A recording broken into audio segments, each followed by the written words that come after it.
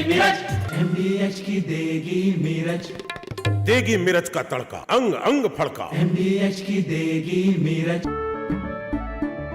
केसरिया से मन जोगी हुआ रे, दिल झूमे देखो मतवारा हुआ रे। केसरिया से मन जोगी हुआ। हर पल मनाओ केसरी त्योहार। विमल, बोलो जुबान केसरी। आधे बाउल दही में 4 चम्मच MDH चटनी पुदीना मसाला डाला, स्टर करो, पुदीना चटनी तैयार। MDH चटनी पुदीना मसाला। MDH